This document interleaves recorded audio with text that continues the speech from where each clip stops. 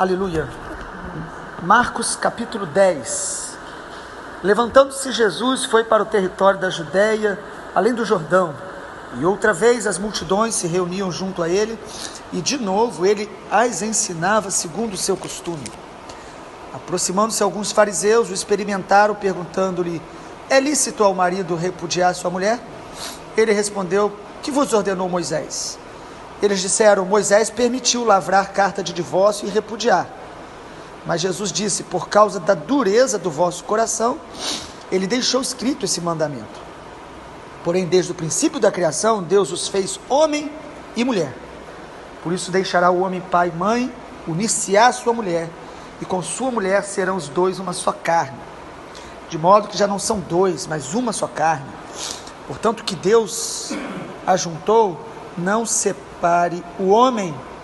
Em casa, os discípulos o interrogaram sobre o assunto, e ele disse: quem repudiar sua mulher e casar com outra, comete adultério contra aquela. Se ela repudiar seu marido e casar com outro, comete adultério. Então lhe trouxeram algumas crianças para que as tocasse, mas os discípulos os repreendiam. Jesus, porém, vendo isso, indignou-se e disse-lhes: deixai vir a mim os pequeninos, não os embaraceis, porque dos tais é o reino de Deus. Em verdade vos digo que quem não receber o reino de Deus como uma criança, de maneira nenhuma entrará nele. Então, tomando-as nos braços, impondo-lhes as mãos, as abençoava.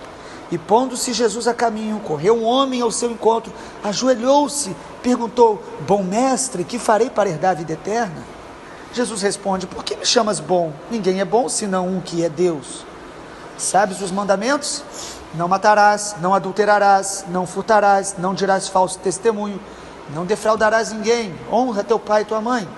Ele respondeu: mestre, tudo isso tenho observado desde a minha juventude. Jesus, fitando-o, o amou e disse: só uma palavra, ou melhor, só uma coisa te falta. Vai, vende tudo que tens, dá aos pobres e terás um tesouro no céu. Então vem e segue-me. Ele, porém, contrariado, angustiado com essa palavra, retirou-se triste, porque ele era dono de muitas propriedades.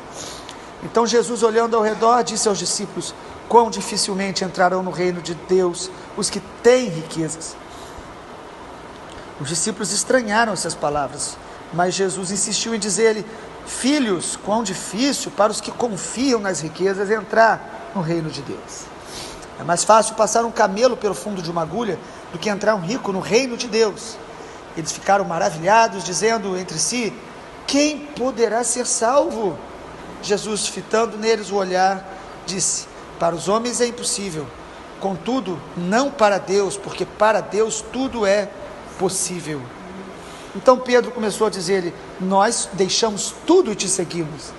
Jesus tornou a ele: em verdade vos digo, ninguém há que tenha deixado casa, irmãos, irmãs, mãe, pai, filhos ou campos por amor de mim e por amor do evangelho, que não receba já no presente 100 vezes mais de casas, irmãos, irmãs, mães, filhos e campos, com perseguições, e no mundo por vir a vida eterna.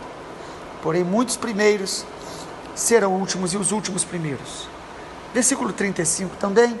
Se aproximaram dele Tiago e João, filhos de Zebedeu, dizendo-lhe: mestre, queremos que nos concedas o que te vamos pedir. Ele perguntou: o que quereis que vos faça? Respondeu-lhe: permite-nos que na tua glória nos assentemos, um à tua direita e o outro à tua esquerda.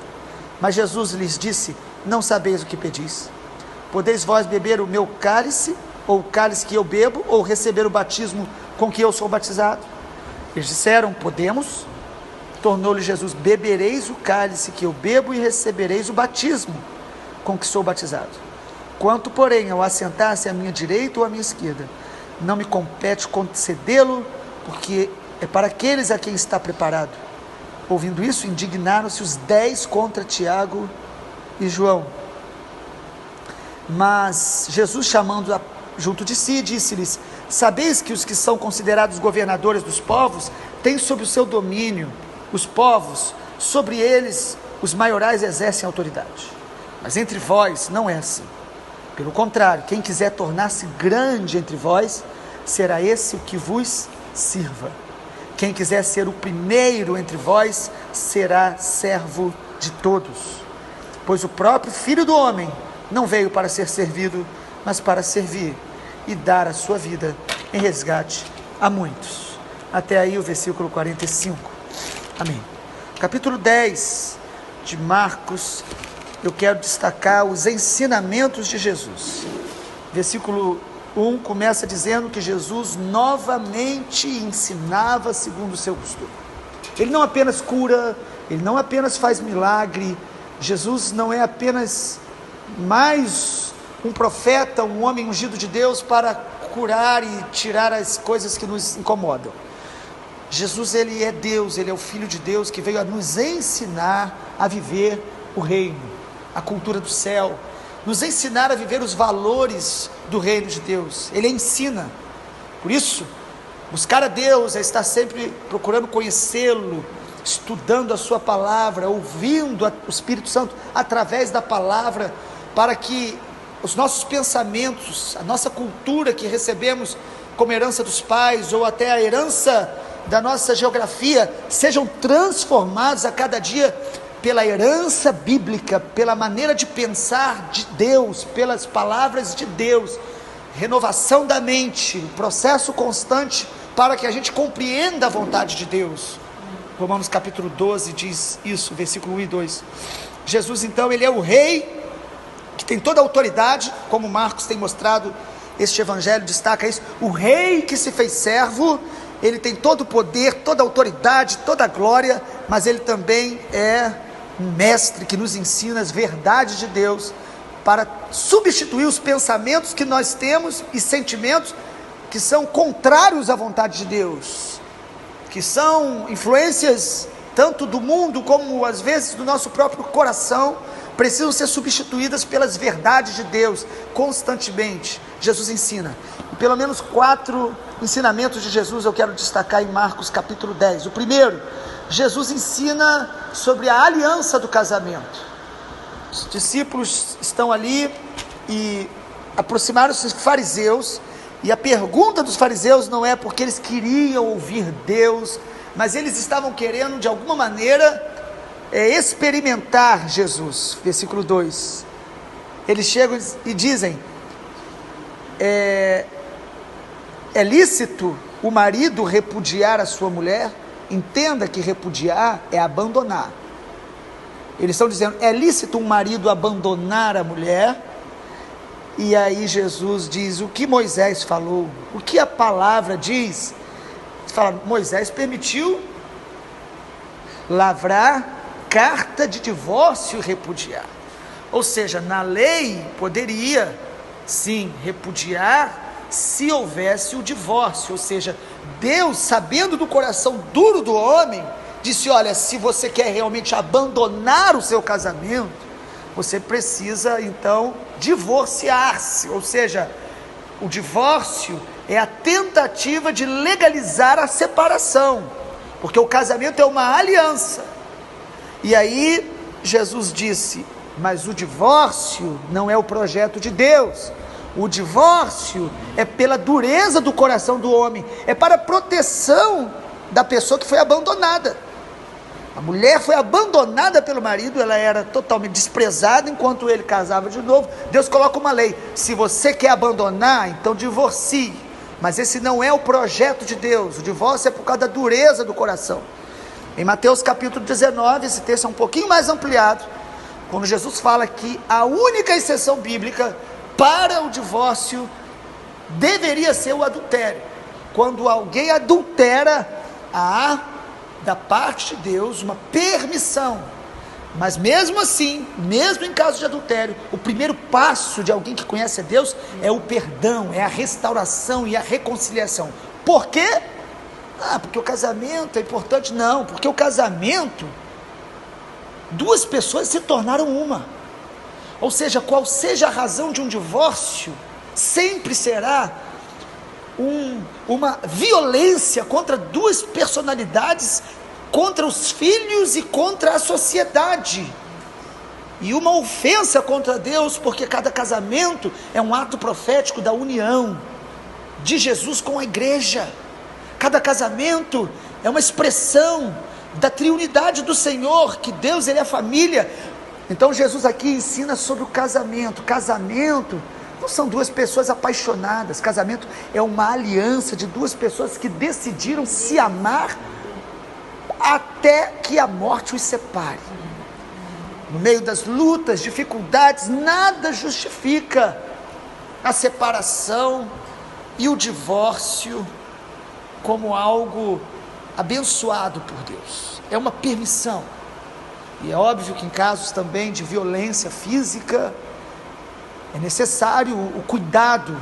Nós não somos irresponsáveis de falar para as pessoas, não, você não pode sair. Primeiro passo deveria ser separar, estar longe, não divorciar. E buscar um tratamento em Deus, pessoas acompanhando com seriedade. Aqueles que já passaram pelo trauma do divórcio, precisam da graça de Deus restaurador. O Senhor é um Deus que restaura, reconcilia, mas a cultura do divórcio sem culpa, ou da banalização da aliança, que hoje é presente em todo o mundo ocidental, é satânica, contrária à palavra de Deus. Deus, Ele é o Deus da aliança. Casamento é uma aliança que precisa ser cultivada. Em segundo lugar, o ensino de Jesus sobre a bênção das crianças. A bênção sobre as crianças. No versículo 13 ao versículo 16, trouxeram crianças para que Jesus as abençoasse, as tocasse, e parece que os discípulos ficaram incomodados. Diz o texto que eles os repreendiam, e Jesus se indignou. Ele disse: deixem vir a mim os pequeninos, conduzam os pequeninos até a mim, tragam eles, tragam seus filhos, tragam, ensinem a eles a me amar, ensinem com a sua vida, os aproxime de mim. As crianças precisam ser conduzidas ao Senhor. Amados, se nós ensinamos aos nossos filhos saúde, higiene, bons costumes, porque sabemos que isto é essencial para a vida, que os pais amam seus filhos e querem o melhor para eles, porque não os encaminharemos a Jesus desde a barriga da mãe, consagrá-los, orar e ensiná-los. A nossa cultura contaminada ensina o quê? Deixa o seu filho tomar a decisão por conta própria. Ué, faça isso então também na higiene, na saúde, no estudo. Fale para ele quando ele quiser a escola estudar. Não, isso é engano. Filhos precisam ser conduzidos a Jesus desde o ventre materno, abençoá-los. Jesus aqui está ensinando. As crianças precisam já ser aproximadas com a nossa vida, os conduzindo, ensinando a amar Jesus, a palavra, a amar a oração, a amar a igreja do Senhor Jesus. E Deus vai cobrar aos pais isso. Jesus fica indignado contra os discípulos que os atrapalhavam. Você, pai e mãe, pode estar impedindo seus filhos de chegar a Jesus, os deixando entregues a si mesmos. Isso é algo muito forte, ainda mais na nossa cultura atual, onde está impregnado essas ideologias disfarçadas e vestidos de psicologia ou de ideologia de uma certa tolerância a tudo. É impressionante que uma sociedade que diz que não podemos ser intolerantes, são totalmente intolerantes quando se diz respeito ao Evangelho do Senhor Jesus. Mas já é esperado por nós, nenhum susto quanto ao que é profético. Terceiro ensinamento de Jesus. Jesus ensina sobre coisas básicas, amado. Família, e agora sobre o dinheiro. Jesus ensina sobre o engano por trás das riquezas, das posses. E aí aparece um jovem, amado, que o texto de Mateus fala que era jovem. Aqui diz: um homem se joga aos pés do Senhor Jesus, e com uma pergunta linda, chama Jesus de bom mestre, e pergunta algo que mostra que o coração dele conhecia as coisas do Senhor: o que eu faço para herdar a vida eterna? E é interessante que Jesus diz: por que me chamas de bom? Jesus já está dizendo para ele o seguinte: olha, o bom é só Deus. Jesus já mostra para aquele jovem que ele chegou a Jesus como mais um rabino, como mais um mestre, não o reconheceu como Deus. E Jesus diz: olha, você sabe os mandamentos. E Jesus fala dos mandamentos, sobretudo os que têm a ver com o próximo. Não fala do amar a Deus acima de todas as coisas e não ter outros deuses diante de mim. E ele diz com todo orgulho, ele diz: mestre, tudo isso eu observo desde a minha juventude. Não seria um ótimo membro de igreja esse jovem? E Jesus fala: então tá bom.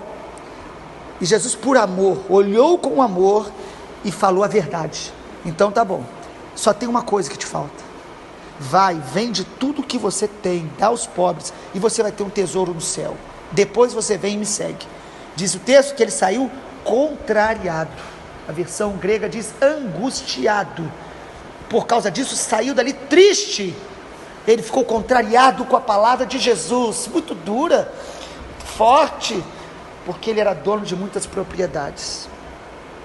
Amado, ter dinheiro, Jesus explica a partir do verso 23, ser rico não é pecado, não é nem sinal de que aquela pessoa está sendo abençoada e ela é uma pessoa que realmente está agradando a Deus, por isso ela está rica. Prosperidade não é sinal disso, e nem é uma coisa negativa. Todo rico, ele é orgulhoso, ele é isso ou aquilo. Não. O problema que Jesus trata aqui, amado, é o lugar que o dinheiro ou os recursos ou o que nós temos ocupa na nossa vida. Você pode ter pouquíssimo e amar o dinheiro como alguém avarento. E há pessoas que são ricas e generosas e não confiam, não colocam, não depositam no que tem a sua alegria.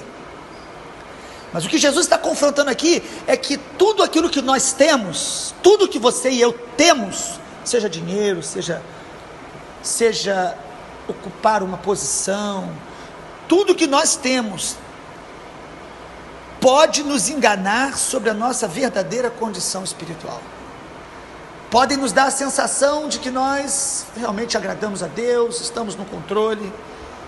E o que Jesus quis dizer àquele jovem é o seguinte: já que você quer a vida eterna, já que você quer me seguir, eu quero que você agora me responda. Pense na sua vida sem tudo aquilo que você possui. E se eu tirar tudo o que você possui, você é capaz de amar a Deus da mesma maneira, servi-lo e adorá-lo? O que Jesus aqui confronta naquele jovem é: onde está a sua identidade? Onde está a sua confiança? Você quer seguir ao Senhor? Então abra mão de que tudo que você tem, pense em você sem tudo que você adquiriu até agora. E aquele jovem mostra que a confiança dele e a identidade dele vinha do dinheiro e não de um relacionamento com Deus, disposto a servi-lo e a obedecê-lo em tudo que ele pedir. Então o engano das riquezas, das posses, ou do ministério, ou da profissão, que podem nos tornar soberbos, e aquilo que nós temos, nós podemos usar para manipular pessoas, para poder tirar daquilo a nossa alegria. Quantas pessoas que nessa crise que o Brasil passou, olha a fé minha como está, e está ameaçando, começando a ver novos horizontes.